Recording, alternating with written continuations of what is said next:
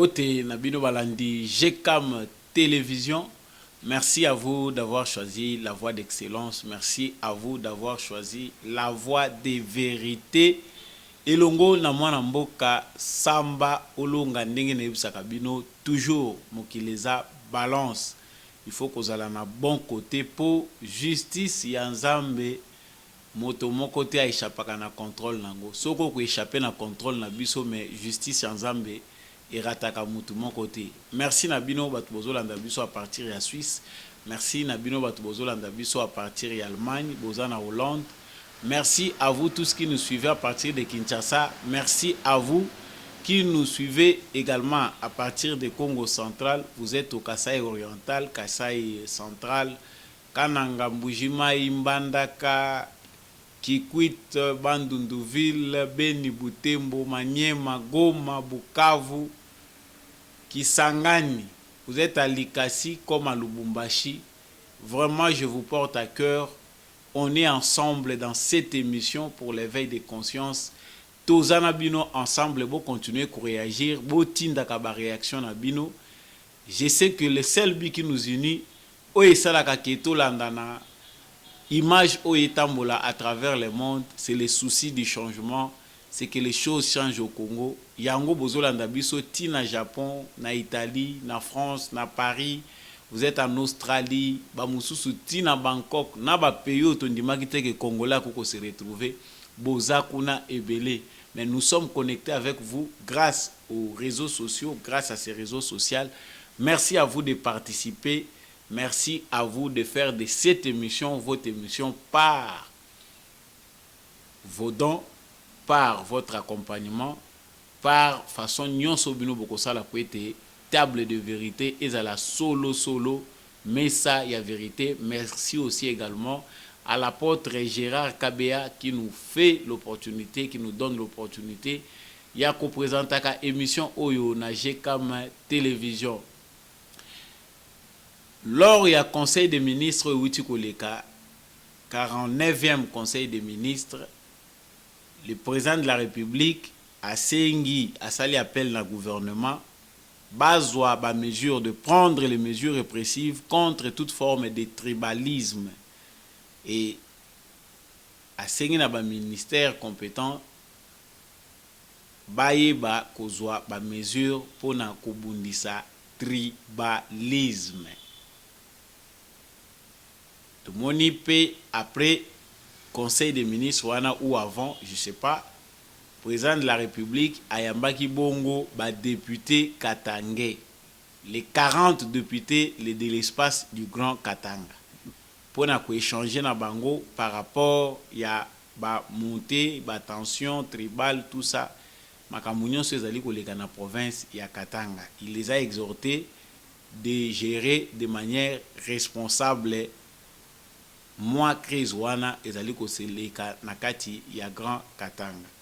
À la sortie na bango maloba ya moko azwaki azaki porte-parole ya ba député wana nde mutu eza la base ya ba analyse na biso pe lisuto ko sala pour dire que bango en tant que ba électeur parce qu'il y a les bossé photo et ba ke ba député ya Grand Katanga pour ne citer qu'un petit groupe bazalaki na ba signature na bango 13 ou 16 ba soutenaki ba propos ya Dominique Monongo ba s'attachaki nango et maintenant là ko uta na bango na lisolo na président de la République ba député ya espace Grand Katanga ba talisiete ba électeur na bango bazali ko se sentir en insécurité, inquiétude ya vent ya ba kasaye ebele oyo bazali ko kende kuna situation sociale et économique ezali malamu te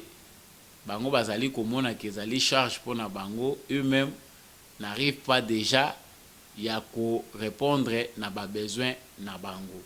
Ce sont là les propos ya oyo azalaki lokola porte-parole ya collectif ya ba député issus du Grand Katanga. Yango mutekozala la base et analyse na biso et information tozo pesa lelo.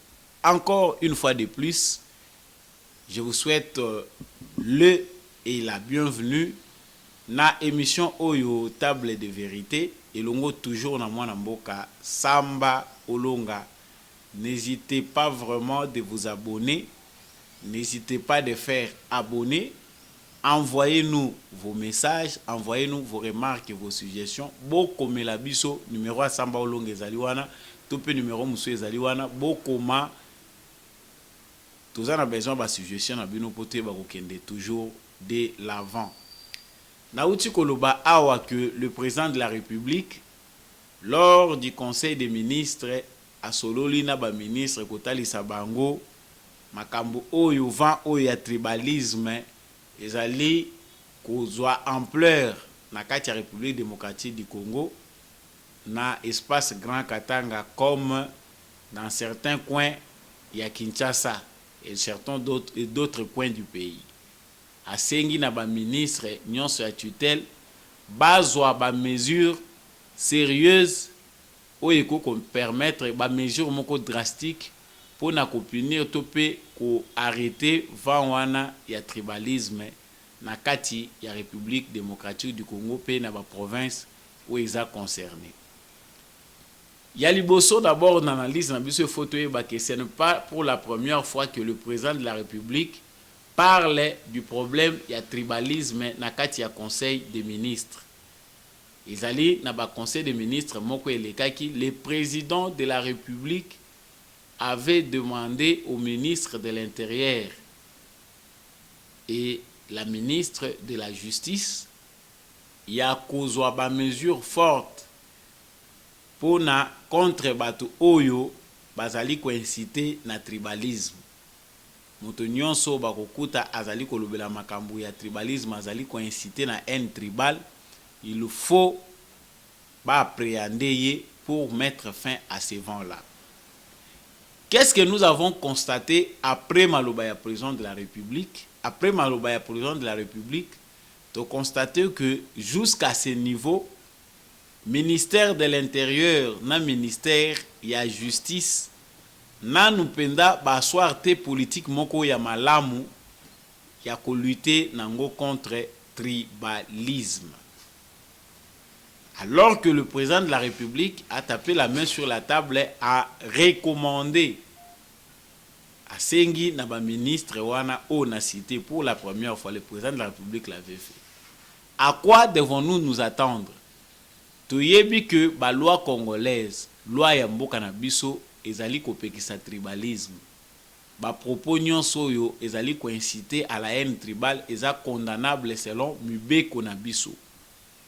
Mais pourquoi jusque-là bato oyo bazali ba auteur ya ba tension tribale topé ba auteur ya ba propos moko ezali ko inciter na haine tribale bazali toujours pas là inquiété. On s'attendait que ministre intérieur, parce que dans le ministère de l'Intérieur ba service ya renseignement ba service nyonso ezali wana ya sécurité ko identifier ba site à haut risque. Il y a des endroits comme à Tchangu, lorsqu'on traverse, on est sur les quartiers 3 Massina, on a évolué dans certaines zones. Le tribalisme est aigu là-bas. Pourquoi? Parce qu'il y avait des gens, bazali, qui incitaient à une tribal au grand jour. Certains militants de l'ECD, bazali, qui ont un meeting na bango, bazali, qui incitaient à la haine tribale. Pendant que bazali ko sala ba matinée na bango politique, ndenge bazali ko sangana, bazwa ko s'attaquer na baluba. Et publiquement, sans savoir nani azana simanaye, sans savoir nani azali boso na ye, sans savoir bikolo ya batu nyonso ya azali ko s'adresser na bango. Mais de l'État, on entendait que les services de renseignement puissent faire leur travail. Parce que Tomitou n'a rapenda à solo. Est-ce que dans la République démocratique du Congo, le service de renseignement est zalaka? On peut voir un individu venir, tout mouvement moko ba traverser na bango ville tranquillement, ba kieyi, nandenge bazo sala massacre na bango bazo sala nini. Où sont passés nos services de renseignement? Est-ce que les services de renseignement en République démocratique du Congo fonctionnent sérieusement? Bazali ya solo lisu ya mboka topé ezali kaka moi ba structure ezali nango na ba individu orienté pour des fins seulement politiciennes, alors que le pays n'en profite pas. Parce que là où il y a les renseignements, acte mon côté même si les policiers n'est pas là présent, mais du moins déjà l'information passe par les services de renseignement. Na époque il y a Mobutu Mutako Koyate Mupaya. On prend seulement cet exemple là parce que lui au moins dans la dictature il prenait soin vraiment de bien vraiment kolande la makambo etali renseignement, il ne badinait pas. Okoye kokota na balabala sikate mouvement moko ekoye ko salimate sans que renseignement yeba, sans que au moins dans quelques minutes la police ya kokota wana ou bien garde civile ya wana ndenge bandai ko bengango. Pourquoi? Parce que ils avaient bien implanté les services de renseignement. Mais comment dans un quartier Koulou ne ko bundama pendant 40 minutes, 50 minutes, 1 heure, quartier insécurisé, batu bagangi, batu bakoti na bandako, pe sili ndenge wana cette journée là passe et aucun élément de la police n'intervient. C'est ce qui montre aussi la faiblesse de notre État que nous avons hérité de Joseph Kabila, batu bazali kondimate, parce que aujourd'hui nos renseignements montrent pour la suffisance que faiblesse ezali. Vous entrez dans un bus au Outizando, ozali kokende Kingasani. Sur 4 bus, que 2 bus ou 3 bus, okoyoka ba propos, ezali kokende na sens, il y a haine tribale na kati ya ba bus wana. Mais vous ne verrez jamais des interpellations, vous ne verrez jamais les services, parce que c'est ça même le travail à service. Na niveau oyo, ba mentalité ya batu mususu ezali, lorsqu'il n'y a pas pression, lorsque l'ordre n'est pas établi pour na kocha mutu na isika na ye, on arrête des gens, batu bakoyoka te. La seule chose automoni de positif na ministère de la justice ezali kaka ba militant et décidé oyo ba kondanaki lorsqu'il s'agissait d'un député national. Lorsqu'il va agresser député, parce que lui a plus de droits que tous les autres Congolais, wana tomoni et de députés, ba mususu ba s'indigner, ba lobi non, pas jusqu'à ce niveau-là, on ne peut pas toucher un élu du peuple par rapport à sa tribu, par rapport à l'effigie du président de la République. Wana tomoni réaction rapide. Mais il y a des individus, sérieusement, en pleine capitale, là où il y a toutes les institutions de la République, bazali ko souffrir na mal ya tribalisme. Au moins peut des fois agent de l'ordre azo le kawana yo ki mutaza ko lubana mutu par rapport ya ekolo na ye. Bino toko sukisa bino, bino batu boye boko mona toko tumba bino. Un agent de l'ordre passe et puis mutu azo sala ngwa ko yeba pona yete que c'est infraction parce qu'il n'est pas interpellé, parce qu'on ne lui a pas informé peut-être. Azo trouvé na yeke azana situation moko normale asala makambo ya zali ko sala. Maintenant wana ezaki ya liboso président de la République à lobi to moni befe nango te sérieux parce que si on interpelle des gens mutu moko bakitine na bis batie kraka ba yebisie monsieur tokangi yo pour incitation à la haine tribale na babisu oyo mususu ekoyaka wana bato bakosola makambo mususu bakosola su makambo ya tribalisme te. Mutu moko ta kosala ba propos wana si 2, 3, 4 personnes sont arrêtées dans ce sens-là, on pense déjà que l'État se serait imposé. Mais on voit qu'il y a complicité, on dirait ba service, il y a sécurité et zali nango d'accord que ma be salema pour nasima baya ko réagir. Balobaka tango moto ezana muke ba bomaka yango pour eya kozanda ko mobimbati.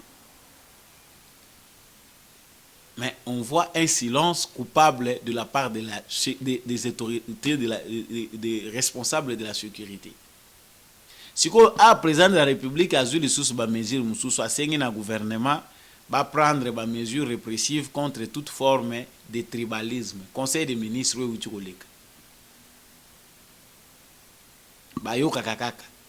nos ministres fonctionnent mieux là où il y a des intérêts, des dividendes dans Bangou Zali.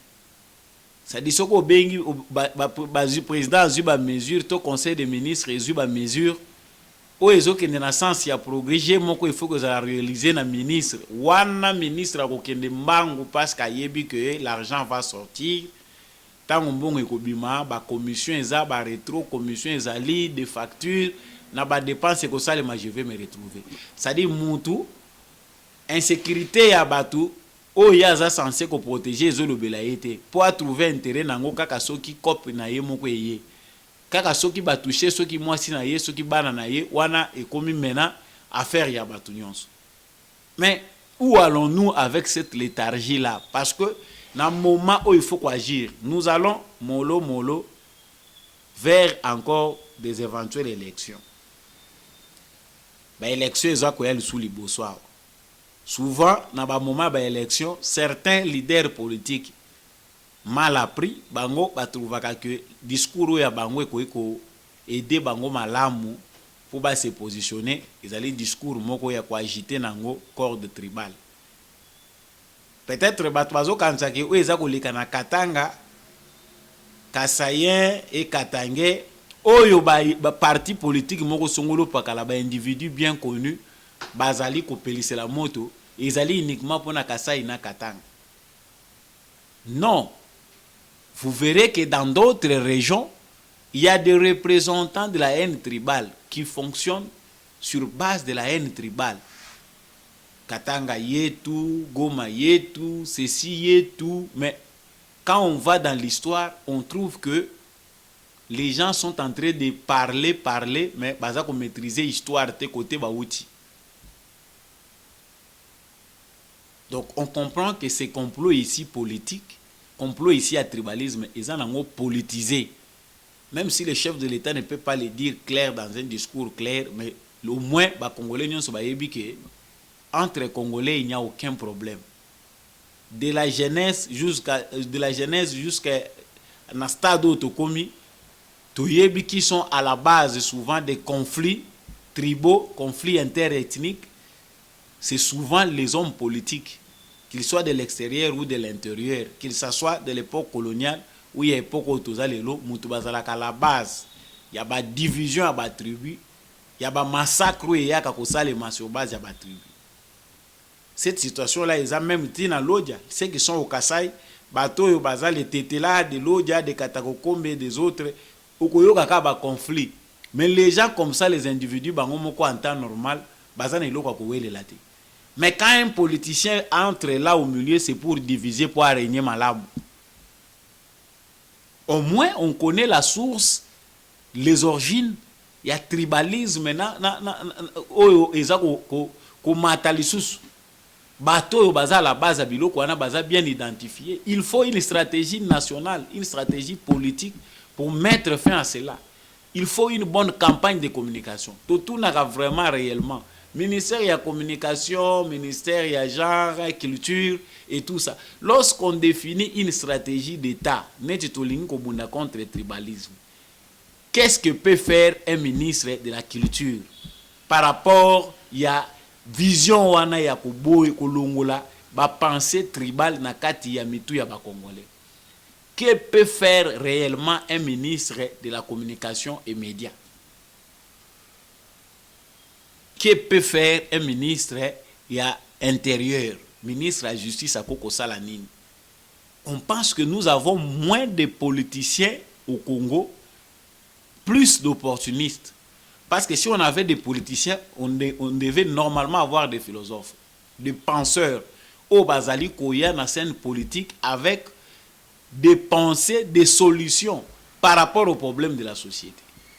Le malheur pour nous est qu'on a opportunistes à la place des hommes politiques, à la place des gens qui ont vocation à servir la société ou bien la cité, langage technique. Mais nous avons ici des ministres qui ne proposent pas. Quand le président de la République dit que le gouvernement prenne des mesures répressives, oui, la répression est bonne. La répression ici, on voit le ministère de la Justice, le ministère de l'Intérieur, à travers la police, il faut réprimer, parce que les verbes ici, il faut retenir attention à Bissot. Il faut qu'on réprime, bateau, union, attention.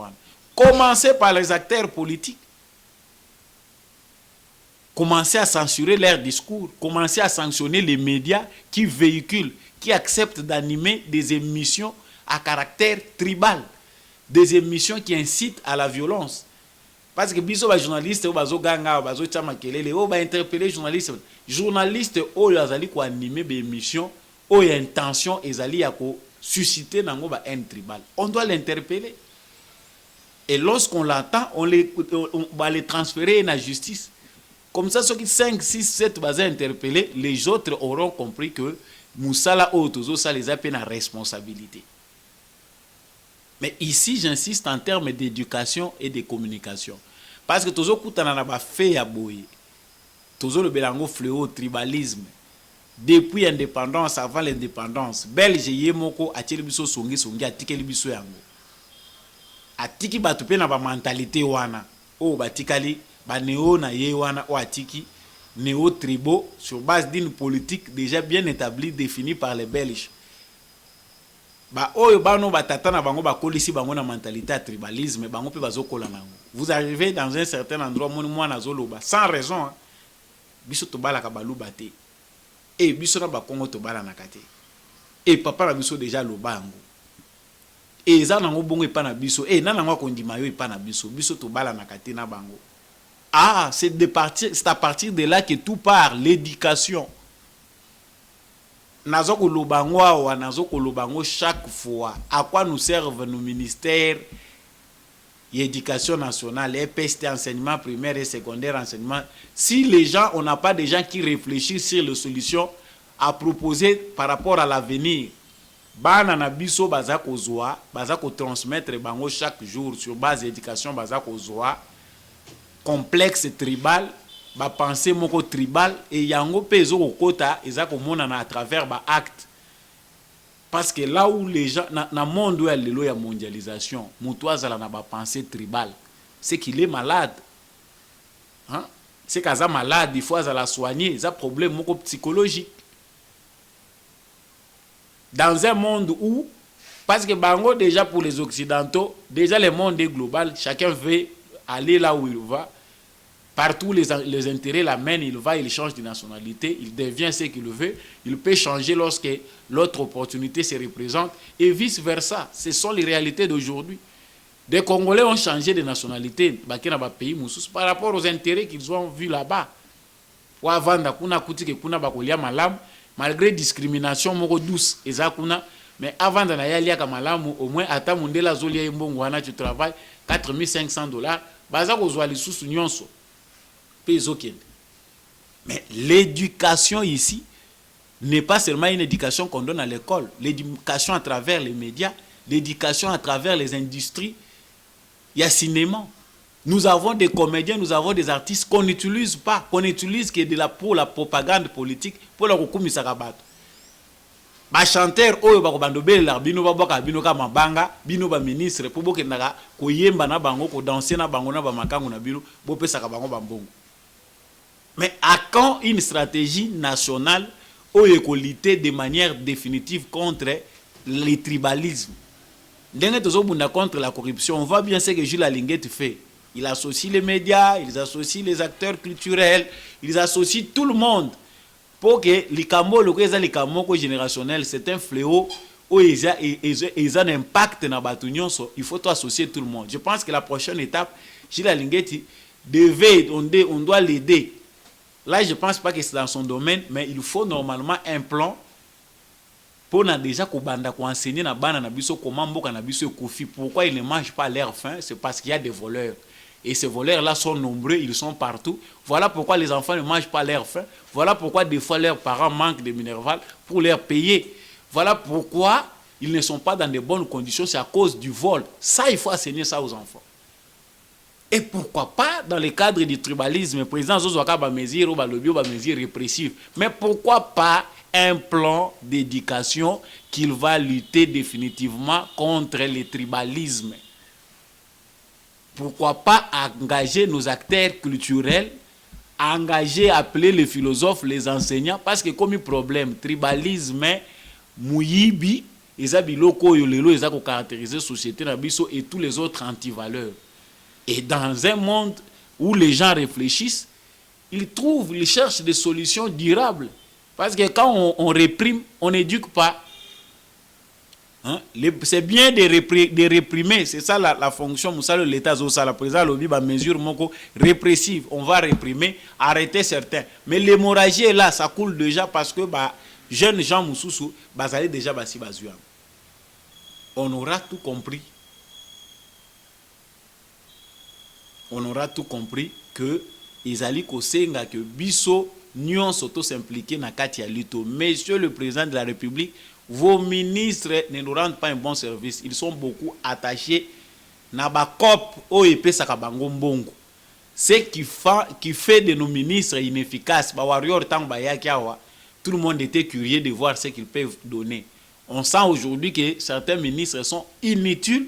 Pourquoi? Parce que baza accroché na survie na bango moko que na survie à population.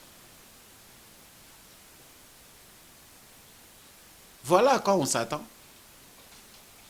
Si nous voulons mettre fin à tribalisme de manière définitive, parce que nazo chité awa na likambo oyo ya ba député Katangé, basangisi bango, mais on comprend les sentiments qui les animent. Ils ont politisé l'affaire. En tant qu'homme politique représentant du peuple, ils n'ont pas de solution. Bakeye pas président de la République, voyez, nos électeurs pensent qu'ils sont en insécurité avec cet exode d'une fois encore des Kassaïens. Tout ça comme on a que les électeurs na biso bazo mona que bazali na insécurité et le quoi la bazali na insécurité, il faut que ça cesse, il faut trouver des solutions appropriées par rapport à ça. Et parmi ces députés là qui sont allés voir le président de la République, ba Moussoussou basi balobaki ki ba propos ya Dominique Mounongo eza malam.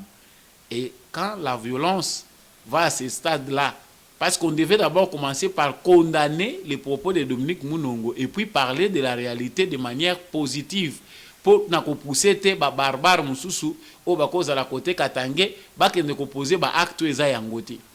Mais parce que les hommes politiques, il y a un plan, il y a des députés corrompus pour ça. Oulandi langage et pesina somme. Donc c'est lui tout ce qu'il peut trouver à dire. Or dans une situation des gens responsables, parce que le président de la République a signé na bango qui va gérer crise ouana de manière responsable. Donc on devait s'attendre que tant bazo bima balinga ki ba pesa biso discours d'abord les ko éduquer jeunesse, dire peut-être que les Kassaïens sont nos frères, nous avons les mêmes sens, nous sommes tous issus d'un ancêtre commun. Kassaïens et Louba ne sont pas deux peuples différents, c'est un seul peuple. L'ancien Chaba, Yakala, Bazon Moussous, Yakasa et Yakala, Ezali Tina Katang. Oyo Mobutu aya Katana ndenge na ye. Ndenge lelo bato basali ba découpage bazu Kasai oriental ba komisango moi qui teniao. Ba créer le sous désordre. On comprend que c'était dans l'objectif de créer des conflits. Les Katanga aujourd'hui, si les Kassaïens continuent à y aller là-bas, c'est parce qu'il y a aussi des terres là-bas. Oya bango babandi ko kende lelote. Le partage du Belge avait fait que basala ndenge bango basala ki Mobutu ayepe asali pe yaye ba limite na ndenge na ye. Oyo pe baye basali pe ya bango 26 na ndenge na bango. Bakati na ndenge na bango. Toujours des conflits en conflit. Tout ça vient parce qu'on n'a pas de politiciens responsables. Pour na ko chité na ko senga na bandeko congolais to la muka. C'est la qualité d'homme politique que nous avons.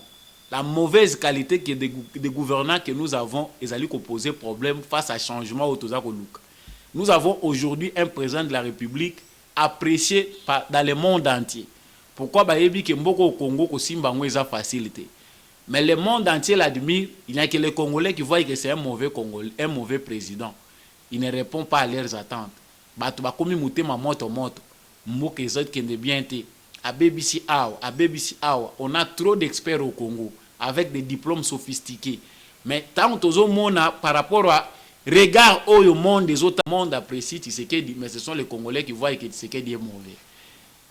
C'est à nous, dans nos régions, dans nos provinces, de bien réfléchir sur la qualité des hommes politiques que vous allez élire demain. Ceux qui vont voter Kakabilongi au Boyebi, oye memelaka bino masango memelaka bino loso batongaka muto atongi loko neza bien privé o atonga na village na biso. Qu'est-ce qu'il a construit? Sa propre maison. Muto atongi école na yezo kotile mbongo yozo voter député pona yango. Non. Réfléchissons plus Donnons des chances dans des élections à venir na ba jeunes gens au baza pollué au baza aliéné na kindoki to ko vivre pendant plus de 50 ans avec une gouvernance déjà irresponsable au bâti Congo les lois à genoux. C'est une façon pour moi de vous réveiller, jeunes gens. N'héritez pas du tribalisme. Le tribalisme, c'est héritage de tu peux prendre tout de ton père sauf le tribalisme. Le monde d'aujourd'hui, ils allaient comme mabatu partout. Tant on écoute na âme sœur na yo, azali muto ekolo mususu. Okolinga ete. Je pense avoir dit l'essentiel. Mususu yo moko bakisi kabola na voisin, yebisa que tribalisme etikala kotonga mboka moko te. Régionalisme etikala kotonga mboka moko te. Mais na unité na amour nde tokoyi kotonga nation moko forte oyo ko jouer rôle nango à travers le monde. Merci à vous d'avoir suivi cet élément. Soko sepelaki nango, abonnez-vous à la chaîne ceux qui n'ont pas s'abonner, partagez vidéo ou partagez émission oyo, aimez, envoyez-nous vos commentaires, n'hésitez pas de nous appeler pour soutenir ou envoyer, donner vos suggestions bien sûr. Merci na équipe technique Mobimba ya GCAM Télévision. Continuez vraiment à nous pousser pour que cette chaîne fasse vraiment le meilleur pour le bonheur de notre peuple et pour votre bonheur bien sûr. Na pesibino merci, tout mon ani na prochaine émission.